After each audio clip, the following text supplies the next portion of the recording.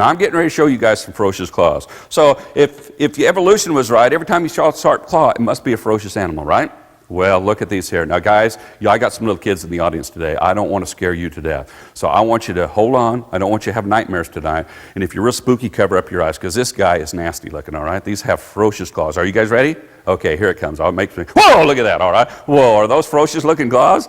Yeah, that has to be a ferocious animal, right? It's not. It is a kinkajou. Kinkajou lives down in South America. Actually, he's very tame and docile. You can make a pet out of him. He eats mostly plants, but what he really likes is honey, wild honey. And he uses those claws for digging into logs to get that honey. Tame and docile. Now, I was fooling you on that one. I'm getting ready to really scare you now, guys, because these are the most nastiest claws I think you can find in the animal world today. All right, so are you guys ready? I saw you jump a little bit, okay? Are you ready this time? Okay, here it comes, all right? Whoa, look at that, all right? Are those ferocious looking claws? Yes, they are. But is that a ferocious creature? No, that's a sloth. He uses those for hanging around a tree all day long, doesn't he? So here's the point of the story, guys. Can you tell by looking at teeth and claws how an animal acts, how he behaves? No. You have to actually be able to observe it, don't you, all right? You have to be able to look into it to actually see what he did.